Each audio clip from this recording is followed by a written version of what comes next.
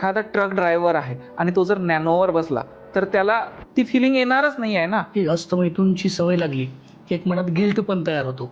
पण याचा नंतरच्या आयुष्यावर काय परिणाम होतो का, लग्नानंतरच्या आयुष्यावर? आत्ताच एक नवीन दाम्पत्य माझ्याकडे आलं होतं. लग्नाला 15 दिवस झाले होते आणि मुलाचं म्हणणं होतं की मला जेव्हा पण मी फिजिकल रिलेशन तिच्यासोबत ठेवतोय मला काहीच फिलिंग येत नाही, काही केल्यासारखंच मला जाणवत नाही. मी जेव्हा त्याची हिस्ट्री घेतली त्याला मॅस्टुर्बेशनची सवय होती. आता हस्तमैथुनात काय होते ना, आपण हातानं करतो, हाताची ग्रीप ही खूप चांगली असते, घट्ट ग्रीप असते.